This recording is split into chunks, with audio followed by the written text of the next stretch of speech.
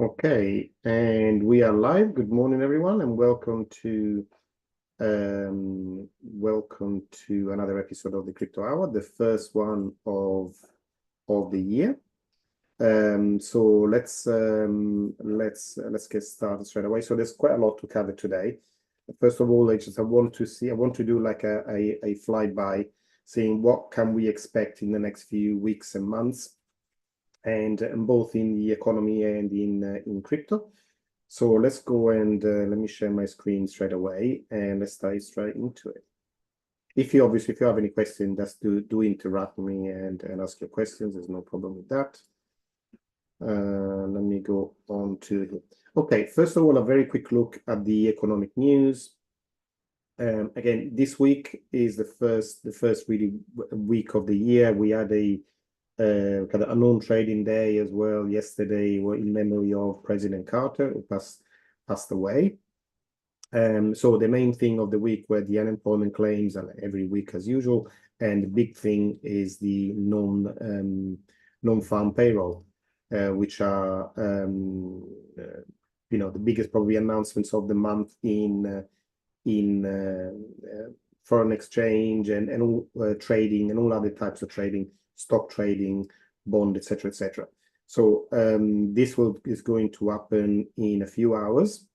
So at 8:30 a.m. in New York, which would be like 1:30 p.m. in the UK, and we can have quite strong movements. And obviously, if things move, they move in every market. Okay, so the dollar may move very strongly, stock and shares may move strongly, and crypto may do as well. Okay, so especially if the number to be announced is it's different significantly from what is expected. So we can see here. So these columns are the last one on the right is the previous month column. The middle one is the forecast, and then the left one will be once the numbers are released. Okay, so the expectation is 164,000 jobs being added, non-farm employment change being added to the economy. If this number is higher, so it's kind of like good news for the economy. If it's lower, indicates as a weak job market, which can put more pressure on the Fed to actually cut interest rates. So let's go and have a look quickly at the unemployment claims on Thursday, and this is where are we? Monday. Actually, this one was on Wednesday, because Thursday was normally is on Thursday, but Thursday was the non-trading day, so they moved all the announcements to the Wednesday. So this is where we can see the continuous jobless claim. There's actually a stronger reading than expected. So kind of like there are less people they are out of a job, so to speak, and there was expectation of 1870. So this is the actual reading was this is the other way around in my FX book. So 1870 was the expectation. So it was roughly in line with expectation, slightly better. So 3,000 less. And all the readings are in the same direction. Whether you're looking for the initial jobless claim, which are how many people every week are asking for support. I'm looking at the continuous jobless claims. This is the most significant one. This means how many people are continuously out of a job. So it shows the size of the unemployment pool.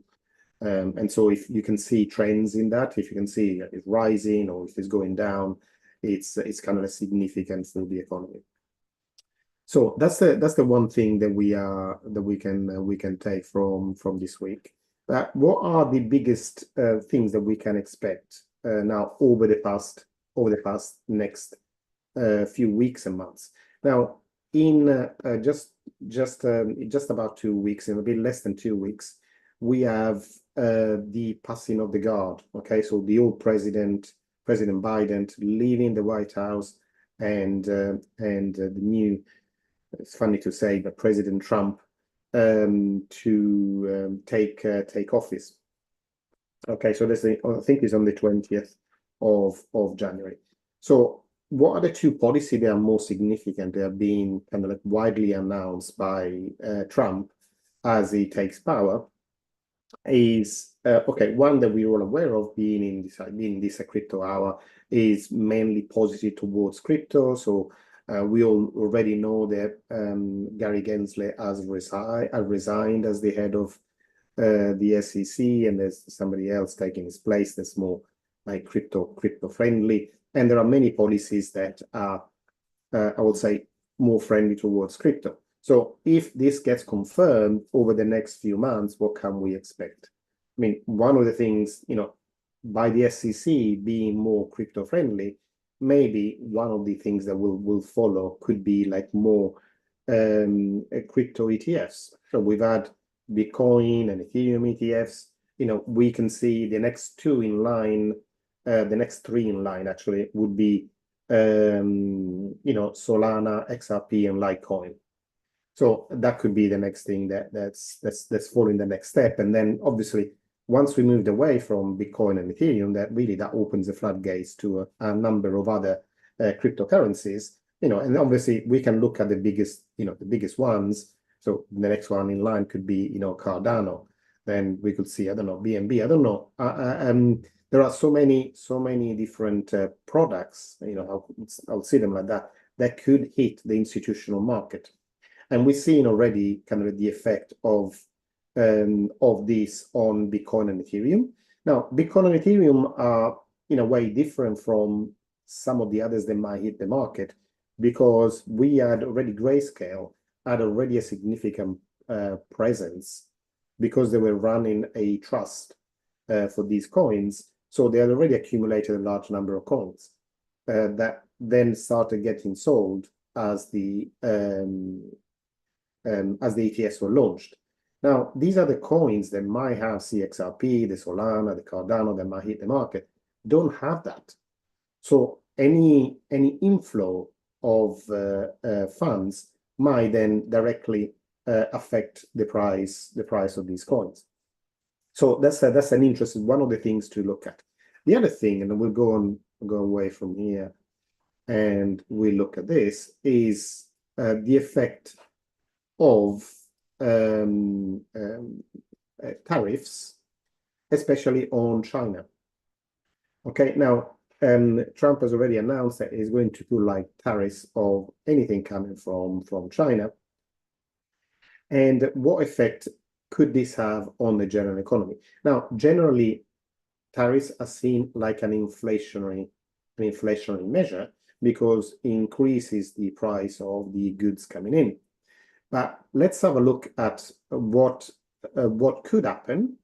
Okay, especially looking back at 2018, so the previous time when Trump was in power, he already imposed like an 18% tariffs on Chinese goods.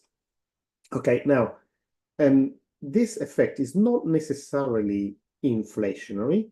It depends on what the dollar does, because if the dollar appreciates significantly, then that overcomes the effect of the increase in prices of the tariff of the Chinese goods coming in. Because if you put, like, say, a tariff of 10%, and the dollar appreciates 10% against the Chinese yuan, then there is no difference in price when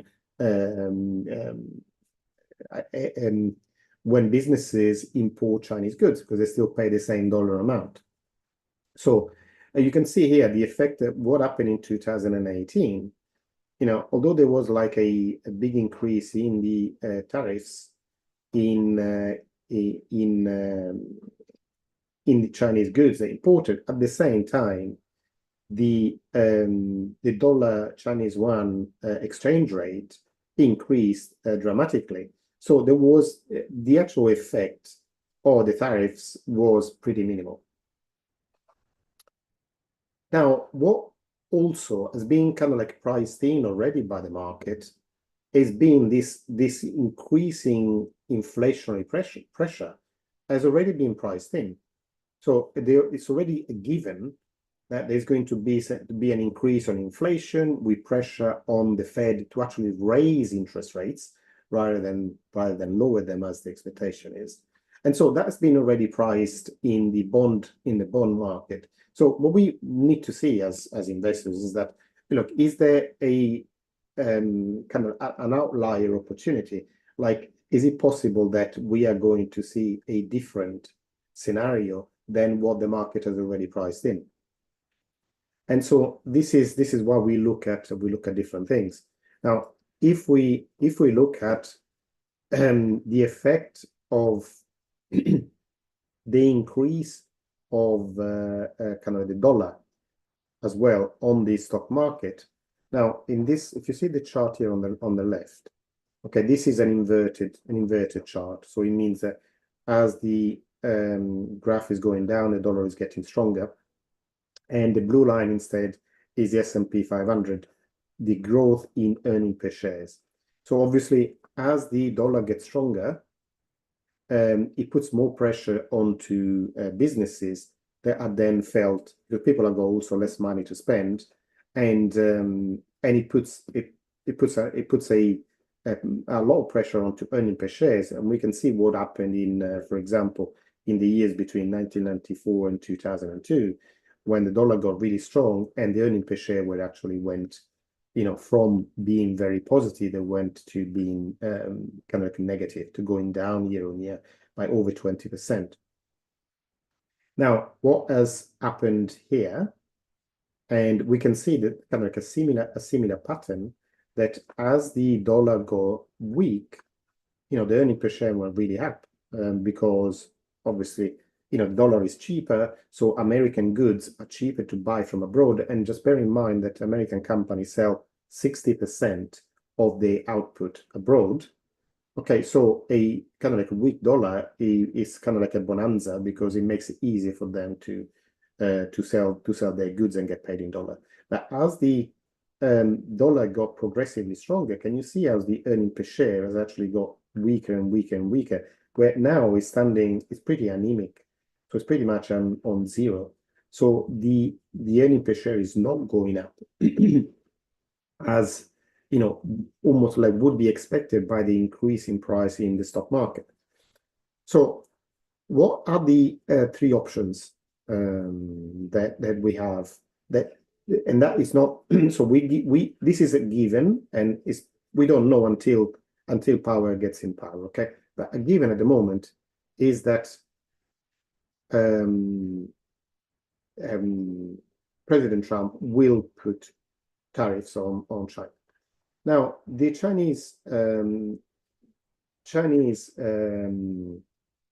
government, which does not have to face election, remember that, has three options, and they can decide what to do. So they can just accept the hit and just let the currency weaken against the dollar. They can fight back. So the China has huge reserves of dollars, in the central bank, and they could sell some of these reserves to just limit the weakening of the Chinese currency, or they could decide to play the long game. And just remember that President Trump will have to face elections in 2 years' time, where the Chinese government doesn't. Okay, so, and they're being famous for just looking at the long-term effects of their policy rather than their short terms. Now, the first thing they could do, first of all, is that we've got to think about is that will tariffs actually impact the Chinese economy? And this is like, now we need to see some kind of like dodgy numbers in a way. So we can see what happened in 2018. As we can see, although the export of China and Hong Kong to the US went down by about 5%, but strangely enough, the imports from Vietnam, South Korea, Thailand, and Malaysia all went up. Almost, if you sum them up, 2.1, 3.3, 4.2, 4.7%. How strange. How strange, because this is called like a circumventing the tariffs. So China sells their goods, instead of selling them straight to the US, they sell them to these countries, and then these countries export to the US. So you can see that, it's not, a lot of these things are done for grandstanding. So President Trump does it for his internal public, so to speak, so they can see, look how strong he is, his strong arm in China. China say, yeah, all right, whatever. What would say? Just do your worst, and we'll deal with it. Now, what the policies that China has already followed in the past, they had in phase one, so beginning of 2010, the corporate debt as percentage of GDP has actually grown. In phase two, which is 2016 and 2020, the household debt has increased dramatically as well. Now, the only policy that is left to China really to leverage, if they want to, is fiscal policy. So there will be kind of like a fiscal bonanza given to make life easier for their own companies. But at the same time, you got to remember that Chinese yuan going down is also good for the Chinese economy, because it makes it easier, again, it makes it cheaper for their goods to be sold abroad. So I'm expecting kind of like a very close managing of this by China, taking advantage of lowering of the prices and regulating the impact on the yuan as they want it to be for the long term. Okay, so by leveraging a little bit the fiscal policy and the reserves of US dollars, they can manage this to their best advantage. Now, as I said, not necessarily this will bring an increase of inflation as we are seeing. The only reason why there might be an increase of inflation if China was really stiff and said, "Oh, we do not want the Chinese yuan to weaken," and so they sell massive amounts of US reserves, which is not likely to happen. Okay, let me just go make this a little bit bigger. Okay, this is the kind of like the playbook for how the kind of the stock market behaves. Okay, so we are in a period where we are the first option here, but the growth is okay, but not spectacular, and the labor market is okay. It's not great, it's not really bad, it's just all right, it's just holding steady. Now, what follows is the curve steepens, which is the curve is the difference between the interest on a 2-year bond and the interest on a 10-year bond.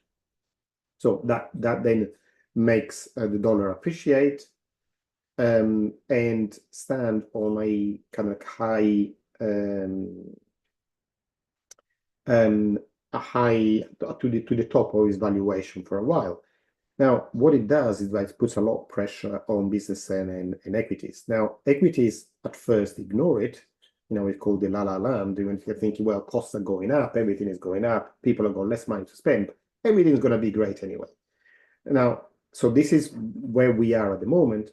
Then what happens is that the passage of time at this tight financial condition compounds this pain and makes it harder for individuals to spend money, because remember as well that means that they, as they are renewing their mortgages, the mortgage has gone from kind of 1-2% that they've been for the past like 20 years to now being 7% plus.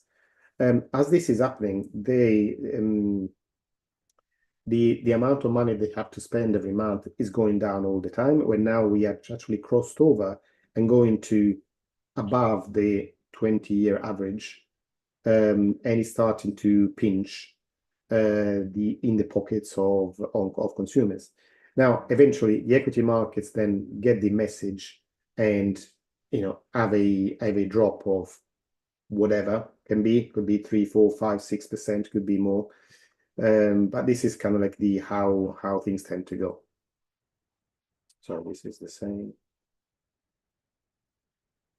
Now, going on to crypto, let's say, and let me just, first of all, before we go into this, let me see. Let me just go. So this is what I was showing you. This is the steepening of the curve. The curve has been inverted for just over 2 years, from July of 2022 to September 2024. As you can see here, the minus number means that the the 2-year rate is higher than the 10-year rate.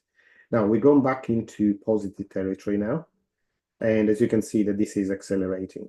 So that is really is making businesses that are taking long-term loans are based on these rates or becoming a lot more expensive. What is happening to the stock market in the meantime? We had a couple of corrections, but we are still carried on going higher. So we had the high on the 17th of December. Now we are kind of like a little bit below that, about 3% below that high, still hovering towards the all-time high. So we haven't had any significant correction yet. Moving on to crypto. We are now hovering around the 95,000 range. So let's see where we are. Okay, so if we can see here, so this was the high from 2021, and this blue line, the vertical blue line here, was the previous period where we can say that the actual bull market really started towards beginning of December 2020. So we had the introduction of the ETFs actually changed the game a little bit, because we had a new high even before the halving, which was here in towards the end of April, and then as we left this, we created a new high now about 110, and we've been hovering around that between 90 and 100 over the Christmas period. I'd say the worst case scenario for me would have been a drop out to the high 70s, mid 70s here. We haven't actually got that far, but we have respected this area of demand here, which goes roughly between 92 and 88.5. And you see it's been touched several times. November, beginning of December, end of December, and just yesterday. Okay, so this for me kind of like opportunities for who wants to kind of put a little bit, like, come back and put some bit of money in Bitcoin, not at the highest price. I gave an opportunity to re-enter the market. But if we go and look into, if we follow, let's say, the playbook of the last bull market, we are still at this level here. So we haven't had any of this big increase, and especially when we look at let me just go into crypto. Especially when we look at the aggregates. So this is Bitcoin, and this is the total market cap. As you can see, that again is the same. It peaked when Bitcoin peaked, and now we are about 10-15% down on that. But the more interesting thing is that there's these two bottom ones. Okay, so this is a total 3, which is Bitcoin. Sorry, the total market cap minus Bitcoin and Ethereum. As you can see, Bitcoin is already down a strong. Even now, he's sitting about 50% above the previous all-time high. Here, instead, we're still below the high from November 2021, and even more if we go and have a look at the well, say the really the altcoins, which are the total market cap excluding the top 10. Okay, so again, can you see that it's again we're still going back to November 2021, which was about just shy of $500 billion, and we're now at 340. So we are over 30% down on the all-time high, and we haven't even in this cycle we haven't even created a new high. So for me, when I'm thinking the actual bull market hasn't really started yet. And let's go and have a look at some more charts. Sorry. So if we look at these are all the previous Bitcoin cycles from 2012, 2016, 2020, 21, and the previous one. Okay, so you can see like the rally, the pre-halving rally, always being followed by a very strong rally. Now, obviously, the numbers get smaller as the crypto market becomes larger. So you can see these huge numbers that we had in 2013 when Bitcoin was really tiny, and again 2016, and this was the previous one of 2021. Now, what could we expect in this market? Again, let's say the pre-halving rally has taken us to the previous all-time high to about 70,000. Now, on doing the previous market, we had a pretty much a 700% increase. And in this market, this number is expected to come down, to be honest with you. So maybe, half or maybe a third of that one, but it's still, I think I would still expect a minimum of, 200 to 250% increase on the pre-halving rally. So again, that being around 70 to 75 would bring us to, beating it somewhere in the 200 to 300,000 range for Bitcoin, and similar thing again to the to the rest of the markets. And Bitcoin moves, again the altcoins start moving as well. Now, the altcoin move hasn't really started in this cycle. We're still at the starting line pretty much, and apart from a couple of exceptions, most of altcoins haven't gone anywhere near the 2021 highs. Now, a couple of things to keep in mind. This is the Bitcoin inventory on exchanges, which has been kept pretty regular at around the 3 million mark. Now, this has recently decreased to about 2.10 million. And as with this number getting lower, it means that Bitcoin is getting, there's scarcity. And Bitcoin has never been this low, on exchanges. So whenever we hear the new kind of MicroStrategy making a new purchase, other companies making a Bitcoin reserve, etc., they have to buy on the market. So that means that the amount of Bitcoin available on exchanges keeps going down, and as if demand is keeps pushing, and the availability becomes lower, then that puts a lot of pressure on price. And another one to consider is the Bitcoin adoption curve. So this is really the expectation. I mean, this is there's a lot of belief in this chart as well, but many people believe that we are at the moment pretty much at the same point where the internet was in 1999. Okay, so this red line is the internet adoption curve, and the yellow line the orange line here, is the Bitcoin adoption curve. So at the moment, we are pretty much at the stage where the internet was at in 1999. And we've gone from, again, so it was pretty much at about just below 5% mark in terms of adoption. And you can see over the next 20 years, then we went from 5% to 50%. Now, an increase of, a doubling of the adoption in Bitcoin, so bringing it from 5 to 10% will already be a massive increase for everybody involved in crypto.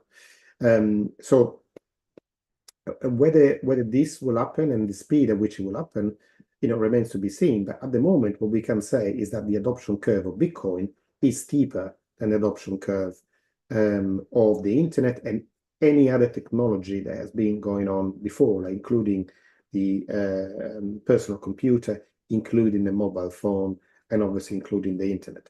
So, every new technology now seems to be kind of like growing at an increasingly fast pace. And this is for me, so this is what I'm looking at, and you know me by now. It's not so much, I'm not looking at the next shiny object. So I won't be looking at the meme coins or the thing, look at the new fantastic coins come on the market. I spend my time looking at projects that are doing work that will be useful for everybody, because at the end of the day, it's not just a gimmick, but the reason why we're in this looking at cryptocurrency and blockchain is because this is the next business technology will run thing in the near future. So when looking at the project, they actually can do that, and there are, so many at the moment. We're still very early. There aren't that many projects that are doing that already, but there are some really significant ones now that are starting to work in the background and will make a difference, because and we won't even probably notice, we won't even see it, but for a simple reason, that is cost. Now imagine, for example, look at the cross-border payments. So that would, the projects involved would be mainly Ripple, XRP and XLM, Stellar, that have been working on this now for several years. Now, why would people use stable coins rather than US dollar to make payments cross-border? Is for two reasons: speed and cost. Just imagine a business now that will sell online something and will receive the proceeds of that sale within minutes. So it's not just for you, kind of for a business, but for individuals as well. And that increases that the effect of that is on the velocity of money, because if you had to wait 2 or 3 days before to receive the funds of your sale, that means that you couldn't spend that money until you received it. Now, if you receive it in minutes or hours, that means that you might get, you might do a sale on a Friday night and be able to spend that money somewhere else on a Saturday morning. So that is a huge difference. And not only different because it increases the velocity of money, but also just think about is that why would businesses do it? Because, that transaction is at a fraction of the cost that you would have to pay to, MasterCard and Visa. So if your competitors are adopting that technology and you're not, it means that your products will be the cost of the Visa fee dearer than your competitors. So if you pay 2% in fees to Visa, it means that your competitors has a 2% advantage on you. So obviously in businesses where the margin are really tight, that's not sustainable.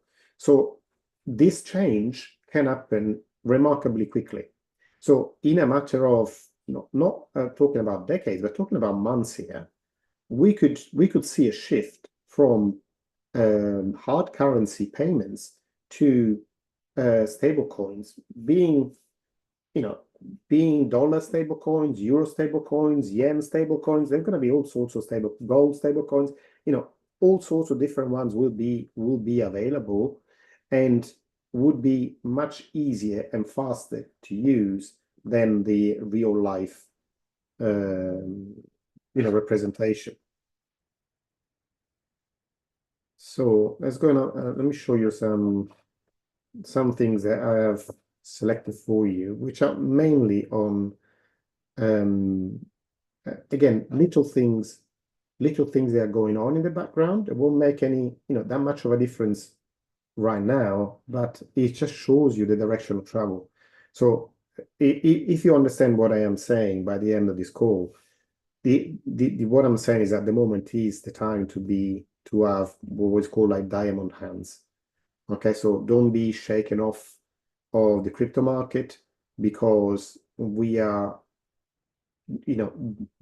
taken off yet, but we're just about to. So don't be scared of prices dropping 10, 20, 30% because that's quite normal. But be ready to take your profits once things start going sky high.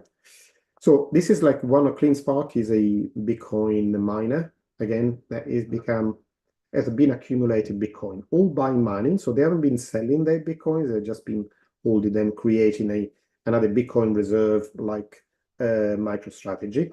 And so they're becoming the fourth miner to hit this milestone. Some others like Marathon and Riot Blockchain have actually bought Bitcoin on the open market as well as mining them. But they have all CleanSpark have all accumulated by mining. Other things, Hong Kong introduced a supervisor incubator to guide banks in blockchain adoption. So Hong Kong is trying to position itself again. Hong Kong, read China for Hong Kong, because Hong Kong now is fully controlled by China. Is trying to position themselves like a crypto hub. Okay, so they are helping banks. So this is like difference between European and American regulators like blocking anything to do with crypto. Hong Kong is actually making it easier for banks to adopt the blockchain. Next one. There's obviously crypto executives are becoming very, very excited about President Trump being in power. So we had multiple CEOs that pledged money or tokens to the Trump inaugural committee. So Circles, the company behind USDC, Crypto.com, Coinbase, Kraken, Ondo. So all like pledged more than 1 million, and Ripple also announced that it would contribute 5 million worth of XRP in December. So this is obviously there is a lot of expectation towards the policies that Donald Trump will put in place for crypto, and everybody is trying to get themselves in position to then be Donald Trump's kind of like a second-hand man as to as crypto is concerned. Now, other things that are really interesting, again, these are all like little pieces of the puzzle that are put in place. Standard Chartered, again, is a global bank. Now, they launched a crypto division in Luxembourg. So they had a license. And we will see more of these come into play now as it's becoming clearer what the European MiCA, which is Markets in Crypto Assets Regulation, is coming into place. And so, and now banks and financial companies know exactly what the rules are to get involved. So we'll see more of these licenses being put in place. So Standard Chartered will be offering crypto custody services through this new entity. So again, this is necessary for certain entities like pension funds, etc., investment funds, to be able to invest in cryptocurrencies. They need a custodian. Okay, and this is what Standard Chartered is priming to do. Okay. Next. Another bit is that this year now, and we've heard about big companies, big banks like Morgan Stanley and etc., etc., they have allowed their advisors to now start recommending Bitcoin and Bitcoin ETFs. Now, this shows a survey shows that over half of US financial advisors are ready to recommend crypto investments in 2025. Okay, again, it's something that it takes a while. First of all, the advisors need to come on board. Secondly, they have to start recommending it to their customers, and then their customers must include these crypto investments in their portfolios. But again, these are all things that are getting into place before the market really starts moving quickly. And that's the last one, is that stable coins are becoming essential. This is what I was talking to you before.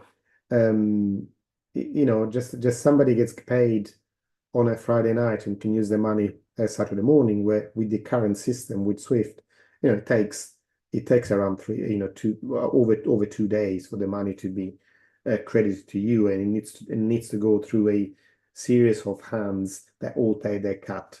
Though you might not notice in the end, but it's they all take a little piece of the pie. Bear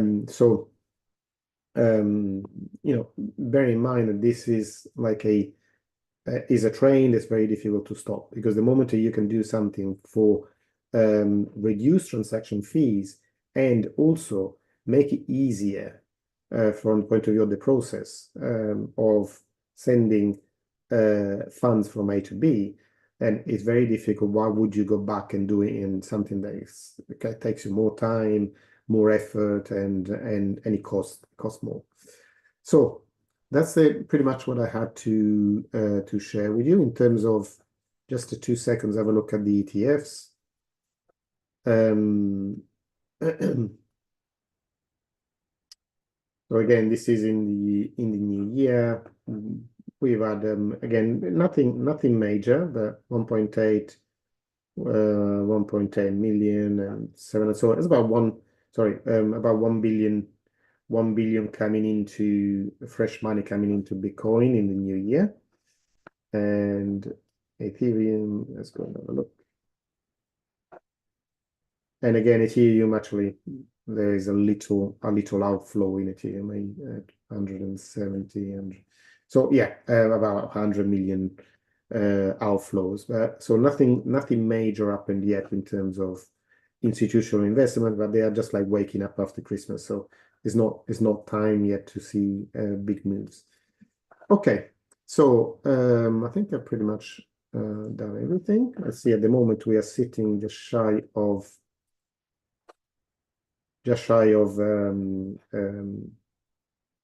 95,000. I'll say, I repeat to you, I mean, this is how I see, for me at the moment, the 2 areas that I am watching personally, and this is like, it's no financial advice, okay, but personally, whenever Bitcoin goes below 92,000, I'm buying, and then I'm selling whenever the move exhausts. But that's the area at the moment I am pretty much to carry on supporting until it doesn't work anymore. And if that doesn't work anymore, then the next one that I'll be looking at is down here. So I don't know if we are going to have a deep correction like this. Probably, I would say for me, probabilities are more that we don't than we do. But I've had so many. There have been so many surprises that I wouldn't be shocked if there was a very quick and fast arrival, touch of that zone, and then we move back out again. But those are the areas that I'm looking at. Okay, so let me another 10 minutes left. So let me stop sharing and see what you lovely people have to ask. Hi, good morning, Catherine. Good morning, Jonathan. Happy New Year.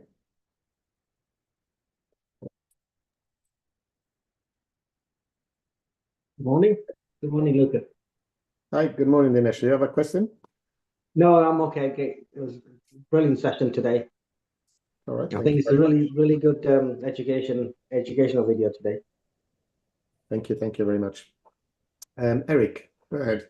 I've got a question. Look up, when I buy something online in the future, and instead of using my credit card, use crypto, what would I have to do? Is there a crypto credit card, or will I send money from my wallet or from my MetaMask or whatever, from my ledger to the, is it a crypto card? This is a ledger card, so just one of the ones that are available. There are Okay. plenty. So this is that you can connect directly to your ledger. But generally, the way the crypto cards work, they're like a prepaid Yeah. card. So you load them up with whatever you want. I mean, in this case, with the ledger card, I can load it up with USDT or USDC, or I can use Bitcoin or Ethereum Mhm. as well. There are like 5 or 6 things that you can use. And then once you loaded it, it's like very easy. You use it like a normal credit card. It's a debit card, really. Yeah. It's a prepaid card. Yeah. Yeah. So it also makes it very easy in the sense that it goes through very quickly because there is if the balance goes to 0, then it wouldn't work. They wouldn't allow you to pay on credit. Where do you get that card? Is that from Ledger? From Ledger, yeah, from Yeah. Ledger. And what is how much do you pay each time? I mean, with a credit card, you pay 2 to 3%. Well, it's a MasterCard. It's a MasterCard, so it's the same as a MasterCard, but in a crypto as well, there is an extra cost, obviously, when you're loading, because there are transactions, obviously, that you have to make to load the card. So there's a cost to load it out, to loading that on, because it's a normal, whether it's Ethereum, it's an Ethereum transaction, and so on. Bitcoin is a Bitcoin transaction, so the advantage is, it depends on, why would you use that? It's again for ease of use. I mean, that money never tax. If you get payments in crypto directly, then that money never touches your bank accounts. You never have to ask anybody if you can or cannot do things. You can just do it yourself, which is like talking about being in charge of your own banking. It's still, I mean, you still have to have KYC and everything, like with all cards.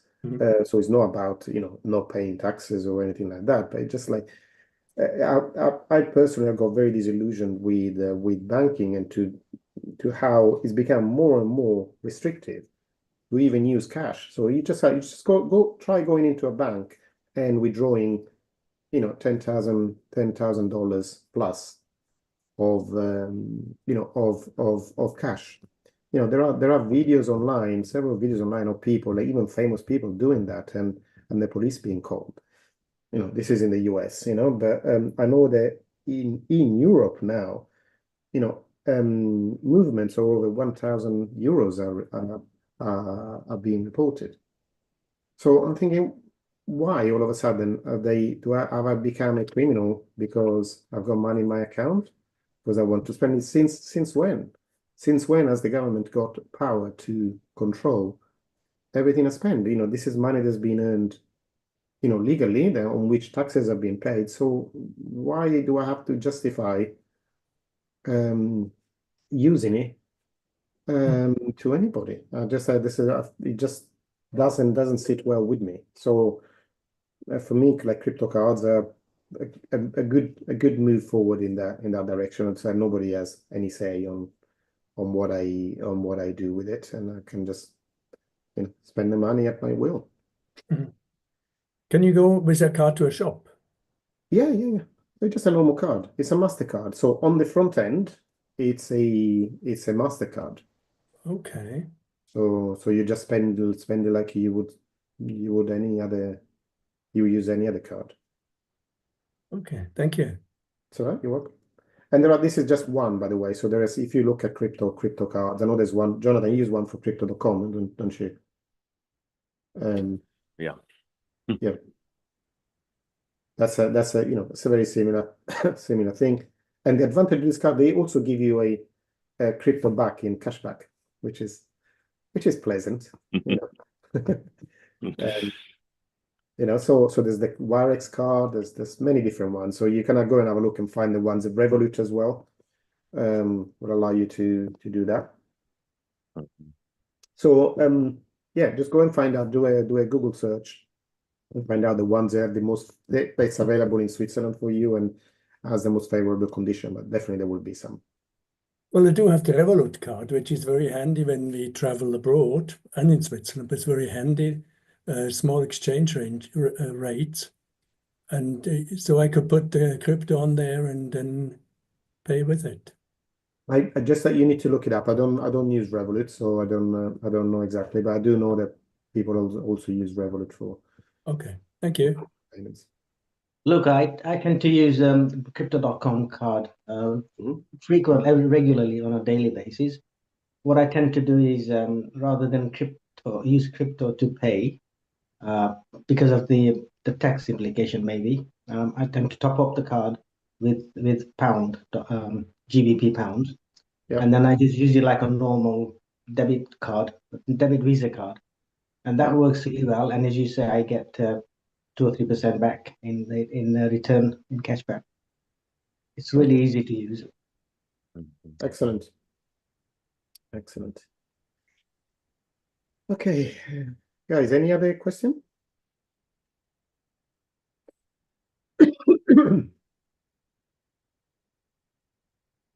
Hopefully, you will be a little bit better than me. We've been struggling with this, like getting rid of this flu for a little while. And looking at the weather outside is not really encouraging to go out. You still have to go out to make you stronger. Yeah, no, definitely. Yeah, but it's been a really, I never had this before. It's kind of like you feel like you're getting better, and then you do something, and then you feel like almost like there's a step back, and then you do something else, and you just feel exhausted, and it's being really difficult to shake off. But yeah, we'll see. I'm filling myself up with all that sorts of vitamins and minerals and everything else. We're seeing small improvements every day. Good. Should be okay. Should be back. And still, it doesn't stop me doing anything. It's just uncomfortable. All right. Okay, guys. Any other question? Otherwise, we'll finish the call here, and we'll regroup next week. Luca, when is your the other meeting again? Is it going? Are you holding it next week? Long-term wealth? I believe so. I noticed that everything is being. I was expecting to do it today, actually, but I think that everything is being cancelled. So I need to have a look at the calendar. Just keep an eye on the calendar for AW. Yes, I think it's going to be next week and then every week. Same time, Friday morning. Yeah, once on Friday morning, once on Thursday evening. Are you alternate? Yeah, it's going to be alternate weeks. Okay. 1 week on the Thursday evening, 1 week on Friday mornings. And to log in, can I use the logging from the IAW site also for the crypto hub? It's still the same. It's still the same. It's the AW personal room, so it's still the same. Same link. Thank you. Okay, all right, guys. So a very fantastic weekend. I say if you are in the markets at all for anything, stock and share, futures, crypto or forex, bear in mind that in a few hours we have the non-farm payrolls. So big moves are expected normally around that time. Okay, 1:30 p.m. UK, 8:30 a.m. New York time. So be mindful if you're doing anything like this morning. This afternoon is fine. After the announcement, after initial move, then you can just work as normal. If you do anything this morning, please be aware of it and either just close everything off before 1 p.m. or be mindful, be ready for whatever might happen. Okay. All right. So have a fantastic weekend, and I will see you again next week. Thank you.